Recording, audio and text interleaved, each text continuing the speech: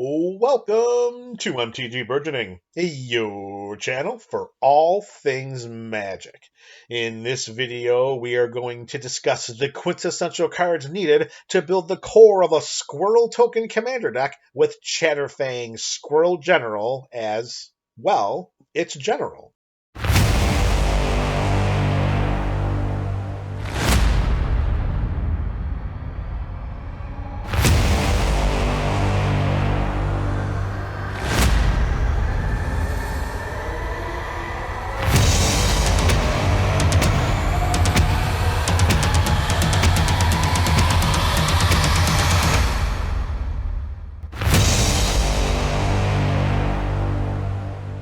Hailing from Modern Horizons 2, Chatterfang Squirrel General is a 3/3 legendary squirrel warrior with Forest Walk for 2 and 1 green mana.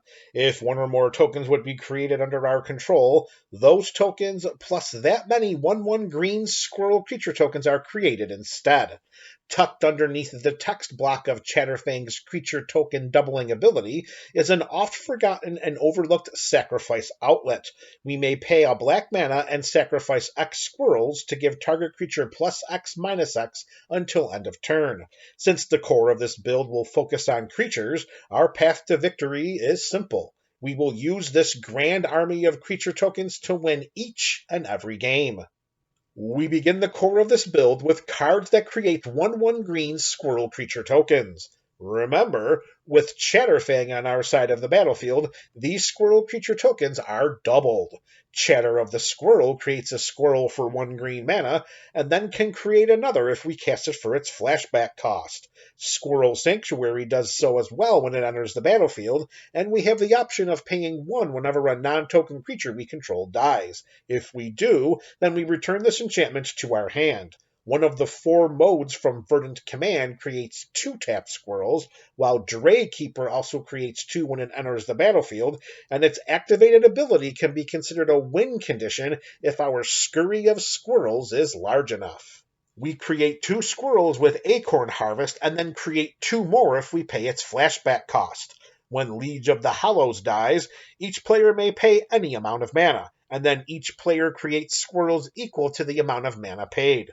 We will be better prepared and more suited to benefit from this creature dying than our opponents. Nested Shambler has a squirrel producing death trigger as well, but it creates tapped squirrels equal to its power instead of mana paid. Underworld Hermit creates a number of squirrels equal to our devotion to black when it enters the battlefield. Both Deranged Hermit and Deep Forest Hermit create 4 squirrels when they ETB. Deranged Hermit gives all squirrels +1/+1 and has Echo, which means we sacrifice it at the beginning of our upkeep if we fail to pay its mana cost if it entered play on our side of the battlefield since the beginning of our last upkeep. Deep Forest Hermit gives squirrel creatures we control +1/+1 and has Vanishing 3, which means at the beginning of our upkeep we remove a time counter from it. When the last counter is removed, we must sacrifice Deep Forest Hermit. These 3 creatures are valuable targets for repeatable recursive effects due to their squirrel token creating abilities, which we will see later in this video. Let's add some repeatable squirrel token producing effects. Whenever 1 or more +1/+1 counters are placed onto Scurry Oak, we create a squirrel. It has evolved and is only a 1/2, so the possibility of triggering this effect more than once is quite likely. Cloakwood Hermit staples an effect onto Chatterfang that creates 2 squirrels at the beginning of our end step if a creature card was put into our graveyard from anywhere this turn. We can target ourselves, a creature we control, or a planeswalker we control with Acorn Catapult and create a squirrel. A creature enchanted by Druid's Call makes a great target for Acorn Catapult. In this scenario, we create 2 squirrels as long as the enchanted creature can survive getting pinged for 1 point of damage. We can pay a green mana and tap Chitter Spitter to create a squirrel. It also has an optional upkeep trigger that allows us to sacrifice a token. If we do, then we put an acorn counter on it. Squirrels we control get +1/+1 for each acorn counter on Chitter Spitter. Chatterstorm creates just one squirrel, but it has Storm, so we can copy the spell for each spell cast before it. With the potential to produce an abundance of mana in this build, Chatterstorm could create a lot of squirrels. For as many squirrels as Chatterstorm could create, it pales in comparison to what Squirrel Nest can do alongside Earthcraft. We enchant Squirrel Nest on a basic land, and then tap that land to create a squirrel. We can tap this squirrel through Earthcraft to untap the basic land enchanted by Squirrel Nest, and continue this process infinitely without any opponent interaction. Remember, Chatterfang's ability allows us to create squirrel creature tokens whenever any tokens are created under our control. With that in mind, our next step is to fill the core of this build with other powerful token creating spells and effects. Awaken the Woods creates X 1/1 green Forest Dryad lands. When Avenger of Zendikar comes into play, we create a number of 0/1 green plants equal to the number of lands we control. As a bonus, through A of Z's landfall ability, whenever a land enters the battlefield under our control, we put a +1/+1 counter on each plant creature we control. Army of the Damned creates 13 tapped 2/2 black zombies, which we can cast again through its flashback cost. Izuri's Predation creates a 3/3 green Phyrexian beast for each creature our opponents control, and each of these creatures fights a different one of those creatures. For repeatable token-producing effects, we include Pitiless Plunderer. Whenever another creature we control dies, we create a treasure. Whenever a land enters the battlefield under our control, Scute Swarm creates a 1/1 green insect. If we control 6 or more lands, then we create a copy of Scute Swarm instead. Pairing this effect with Chatterfang can get out of hand very quickly. Upkeeps are a great way to create creature tokens. At the beginning of ours, we lose 1 life and Bitter Blossom creates a 1/1 black fairy rogue with flying. Nut Collector creates a 1/1 green squirrel and gives all squirrels +2/+2 if we have Threshold. Michaeloth creates a number of 1/1 green saplings equal to the number of +1/+1 counters on it. It has Devour 2, which means as it enters the battlefield, for each creature we sacrifice to it, Michaeloth gets 2 +1/+1 counters. Every upkeep is an even better way to create creature tokens. At the beginning of each upkeep, Tendershoot Dryad and Verdant Force create 1/1 green saplings, and Wolverine Riders does the same, but swaps out saplings for Elf Warriors. Saproling Symbiosis creates a 1/1 green Saproling creature token for each creature we control. We can cast this sorcery at instant speed for an additional 2 mana. Second Harvest doubles the number of each kind of token we control, and since this is an instant, we can cast it at the end of our last opponent's turn. Alongside Chatterfang, this could be game-ending. Speaking of doubling, we would be remiss if we failed to mention Parallel Lives and Doubling Season. Each enchantment doubles the number of tokens we create, and in the case of Doubling Season, this doubling effect also applies to any counters we place on permanents we control. Winning through combat is inevitable with the legions of creature tokens we have at our disposal. Now let's diversify and balance our build by including some alternate win conditions. Although Chatterfang is equipped with a sacrifice outlet, we should include more options just in case our general is languishing in the command zone. Each of these sacrifice effects require no mana or any other resources to activate. Viscera Seer lets us scry 1, which is a valuable effect for the purposes of searching for an answer or for a card to help us win the game.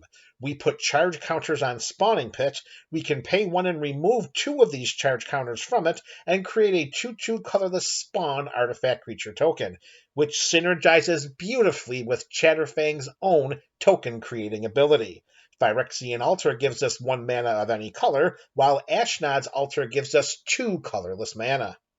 With a bevy of sacrifice outlets and numerous creature tokens to use as sacrifice fodder, next we install a life drain package which provides alternate win conditions. When Bastion of Remembrance enters the battlefield, we create a 1/1 white human soldier creature token. A little more synergy for Chatterfang. Whenever another creature we control dies, each opponent loses 1 life and we gain 1 life. Zilliport Cutthroat does the same, while Nadir's Nightblade limits this effect to whenever a token we control leaves the battlefield. Poison Tip Archer forces each opponent to lose 1 life whenever another creature dies. The Meat Hook Massacre does the same, except it's only when another creature we control dies. For this enchantment, whenever a creature an opponent controls dies, we gain 1 life. We may also opt to pay X when we cast it, and have each creature get -X/-X when the Meat Hook Massacre comes into play. Either way, this card helps create redundancy in our life drain package. Let's wrap up this video by including some cards that synergize with and enhance the theme of this build.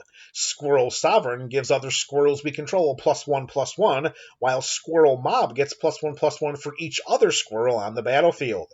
Ravenous Squirrel provides another sacrifice outlet. By paying 1 in Golgari colors and sacrificing an artifact or creature, we gain 1 life and draw a card. And whenever we sacrifice an artifact or a creature, we put a +1/+1 counter on Ravenous Squirrel. Toski, Bearer of Secrets, can't be countered, is indestructible, attacks each combat if able, and whenever a creature we control deals combat damage to a player, we draw a card. Notice the text on Toski. It says whenever a creature we control. It does not say whenever 1 or more creatures we control. We're in line to draw a lot of cards with Toski on our side of the battlefield. As alluded to earlier, winning through combat with this army of creature tokens should be as easy as Sunday morning. Let's make it even easier by including some classic game-ending combat-centric cards. Eldrazi Monument gives creatures we control +1/+1 flying and indestructible. In this build, we should have no trouble sacrificing creature to this card's upkeep trigger. It shouldn't take long to get enough quest counters on Beastmaster's Ascension for it to give creatures we control +5/+5. Craterhoof Behemoth is the gold standard of ending games for creature decks with green in their color identities, but End-Raze Forerunners is an option as well. With a very go-wide strategy here, the modest +2/+2 buffing should be enough to win the game. Of course, we can put either of these options onto the battlefield at instant speed with Chord of Calling. Its Convocability helps us cast this spell with very little difficulty. Then, of course, there is the showstopper. Finale of Devastation can put either of the 2 aforementioned game-ending creatures into play from either our library or our graveyard, and should result in a round of good games shortly thereafter. Speaking of good games, with the ability to generate oodles of mana in these colors, let's add Exsanguinate and Torment of Hailfire as additional win conditions. Exsanguinate drains each opponent for X life, and we gain life equal to the life lost this way, while Torment of Hailfire makes each opponent lose 3 life unless that player sacrifices a non-land permanent or discards a card X times. These spells can be cast easily through the use of one of our aforementioned sacrifice outlets, Ashnod's Altar.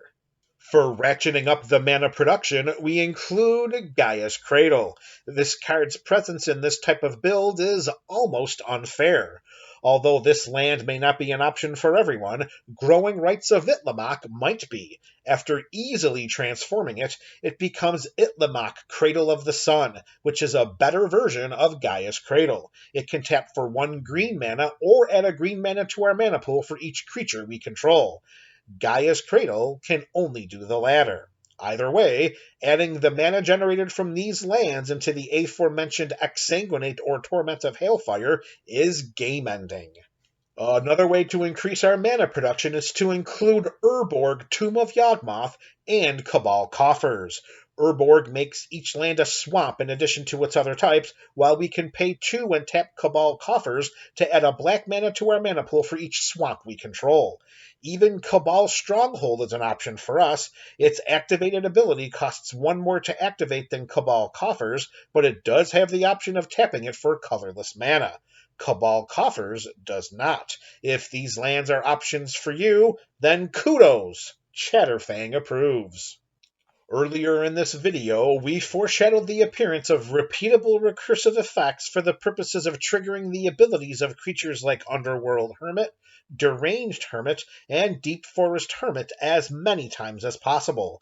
These sources of burst creature token creation, repeated over and over, will tax our opponent's resources and flood our side of the battlefield with an overwhelming board state.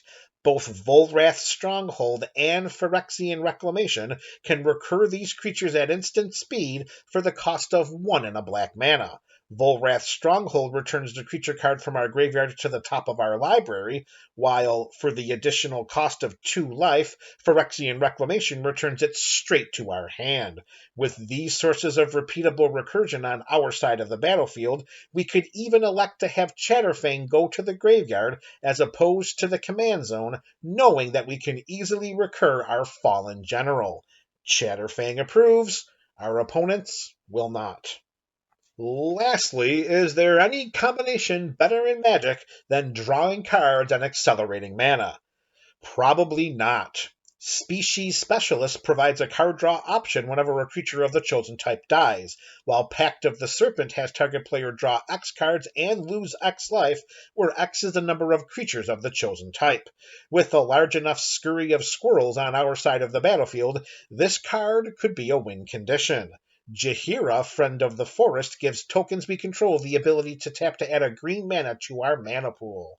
Card draw and mana acceleration? Chatterfang approves. This video provided a blueprint for building the core of a Squirrel token commander deck around Chatterfang Squirrel General as, well, it's general.